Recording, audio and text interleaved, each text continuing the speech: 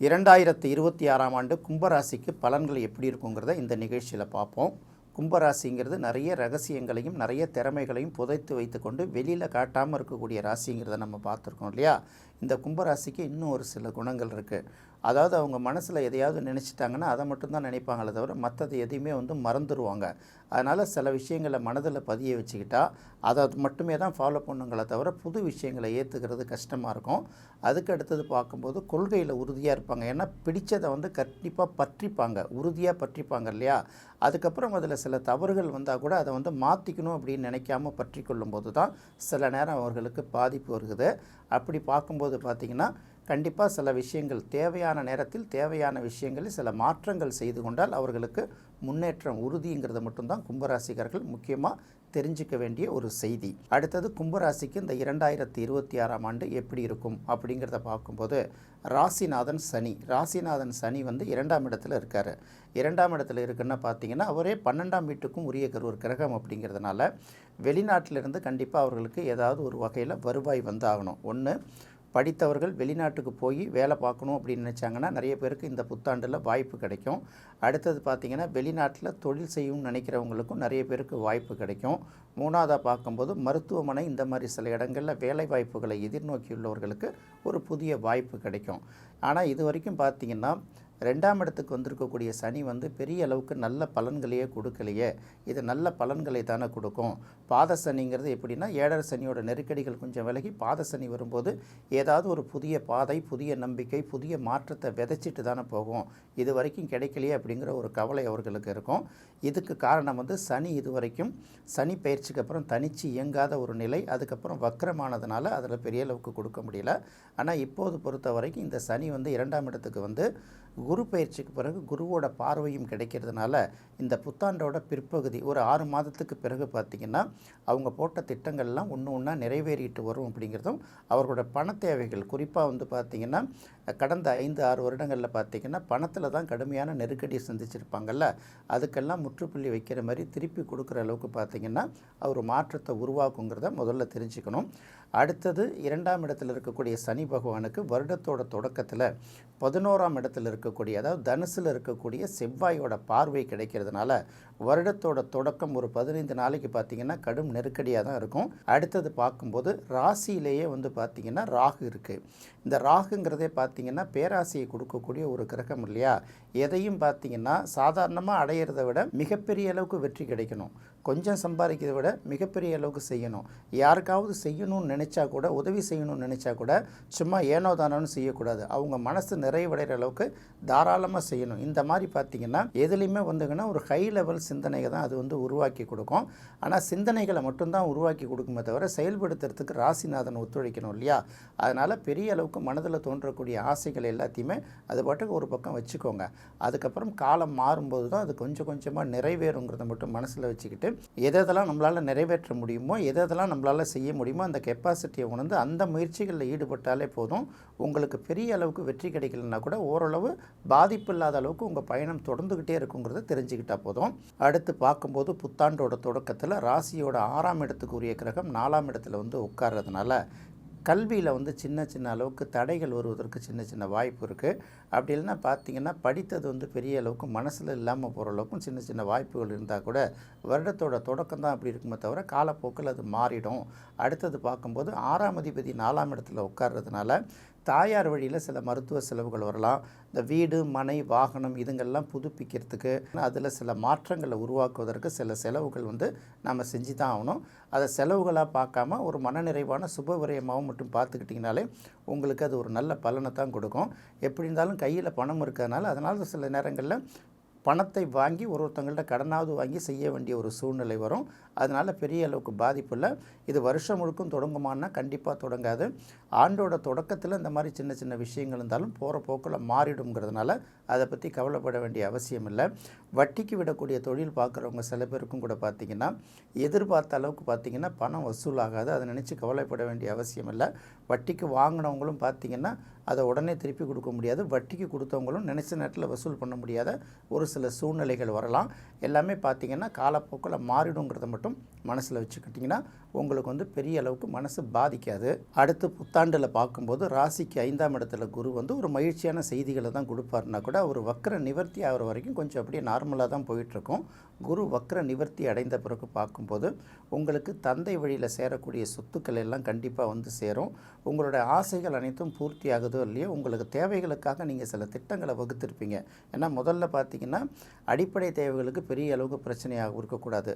வீட்டு வாடகை கட்டணும், சாப்பாடு செலவு பண்ணணும், அப்புறம் பிள்ளைகளுக்கு வந்து அவங்களுக்கு ஃபீஸ் கட்டணும், படிப்பு செலவு பண்ணணும், இந்த மாதிரி அடிப்படை தேவைகள் இருக்குல்ல, இது வரைக்கும் போராடிட்டு இருந்தீங்கன்னா இதுக்கப்புறம் பார்த்தீங்கன்னா அதெல்லாம் வந்து பெரிய அளவுக்கு போராட்டம் இல்லாமல் ஓரளவு நீங்கள் சம்பாதித்த பணத்திலிருந்தும் உங்கள் கையில் இருக்கிற பணத்தை வந்து செலவு பண்ணலாம். பெரிய அளவுக்கு கடன் வாங்க வேண்டிய அவசியம் இருக்காதுங்கிறத மட்டும் தெரிஞ்சுக்கிட்டால் போதும். அதன் பிறகு பார்க்கும்போது ராசிக்கு 11ஆம் இடத்துக்கு குருவோட பார்வை கிடைக்கிறதுனால கண்டிப்பாக நீண்டகால ஆசைகள்லாம் பலவற்றை நிறைவேறும். கும்பராசிக்காரர்களுக்கு நிறைய பேருக்கு பார்த்திங்கன்னா இந்த புத்தாண்டில் நிறைய திருமணம் நடப்பதற்கு அதிகமான வாய்ப்பு இருக்குது. அதே போல் லாபங்களும் பல வகையில் வந்து சேரும்.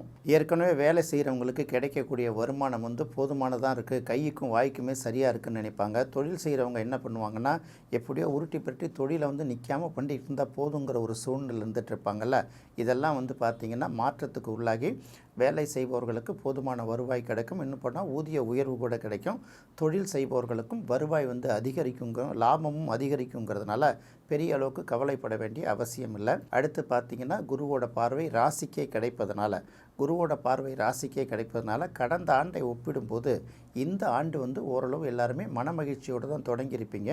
எதிர்பார்த்த வெற்றி இல்லைன்னா கூட பெரிய அளவுக்கு தோல்வியோ நெருக்கடியோ இல்லாமல் எப்படியாவது லைஃப்பை வந்து கொண்டு போய் சேர்த்துருங்கிறதுனால பெரிய அளவுக்கு கவலைப்பட வேண்டிய அவசியம் கிடையாது.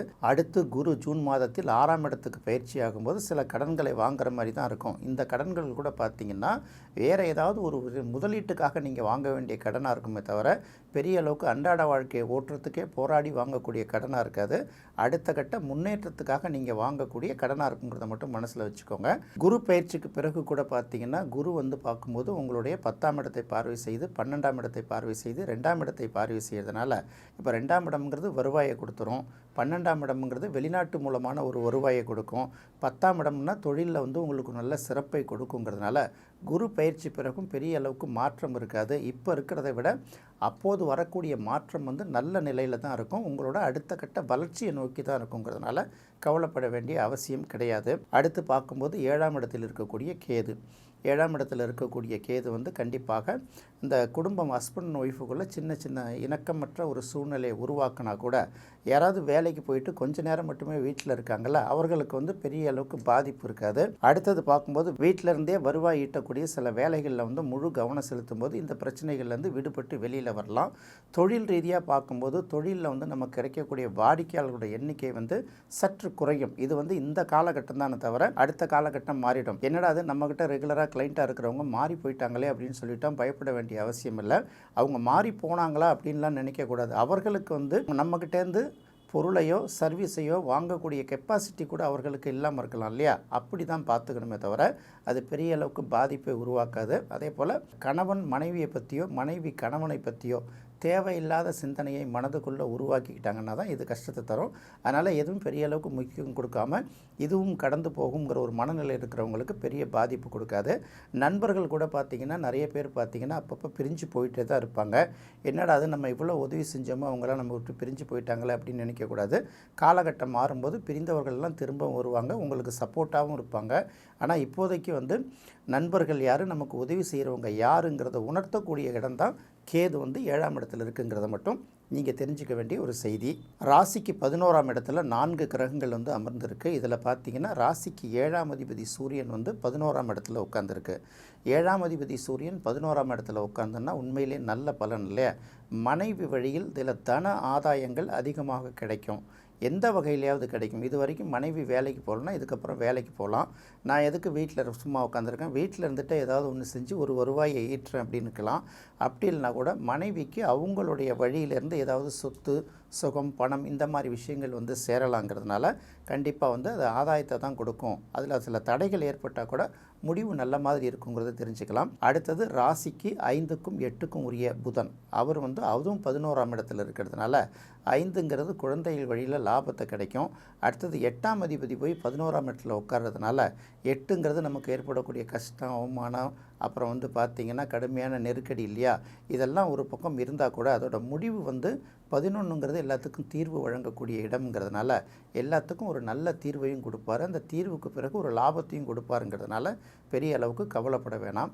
அதுக்கப்புறம் பார்க்கும்போது ராசிக்கு 9ஆம் அதிபதி, ராசிக்கு 9ஆம் அதிபதி சுக்கிரனும் 11ஆம் இடத்துல இருக்கார். அப்போ ராசிக்கு 9ஆம் அதிபதி 11ல் உட்காரும்போது கூட நமக்கு வந்து என்னென்னலாம் திட்டம் தீட்டி நம்மளோட கேரியரில் சக்ஸஸ் பண்ணணும் அப்படின்னு நினச்சோமோ அதையெல்லாம் அவர் கண்டிப்பாக முடித்து கொடுப்பாரு. அடுத்தது செவ்வாய், ராசிக்கு 3க்கும் 10க்கும் உரிய கிரகம் 11ல் போய் உட்காந்துருக்கு. கண்டிப்பாக தொழிலில் கண்டிப்பாக லாபத்தை அவர் கொடுப்பாரு.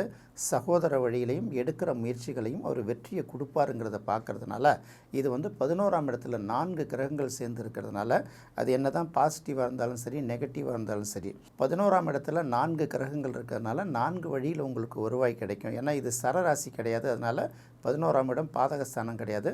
ஒரு பக்கம் குருவோட பார்வையும் இருக்குது, ஒரு பக்கம் சனியோட பார்வையும் இருக்கிறதுனால எப்பப்பெல்லாம் ஒரு தடங்கள் வருதோ தடங்களுக்கு பிறகு ஒரு வெற்றி அமையும். எப்பப்பெல்லாம் ஒரு வெற்றி வருதோ அதுக்கு பிறகு ஒரு சின்ன தடங்கள் இருக்கும்.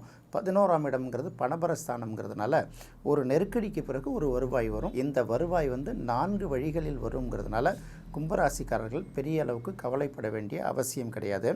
ரெண்டாவது 11ஆம் இடத்துல இந்த 4 கிரகங்கள் உட்கார்ந்து இருக்கிறதுனால இந்த 4 கிரகங்களுடைய பலனும் நமக்கு நல்ல மாதிரியாக கிடைக்கணும். அப்படிங்கிறதுனால மருதமலையில் இருக்கக்கூடிய பாம்பாட்டி சித்தரோட ஜீவ சமாதியை ஞாயிற்றுக்கிழமை அல்லது வியாழக்கிழமை என்று வழிபடுவது கும்பராசிக்காரர்களுக்கு நல்ல பலன்களை கொடுக்குங்கிறத தெரிஞ்சுக்கிட்டால் போதுமானது. என்ன நேயர்களே, கும்பராசிக்கு 2026ஆம் ஆண்டு எப்படி இருக்குங்கிறத பார்த்தோம். அடுத்த நிகழ்ச்சியில் மீனராசிக்கு 2026ஆம் ஆண்டு பலன்கள் எப்படி இருக்குங்கிறத பார்ப்போம். நன்றி, வணக்கம்.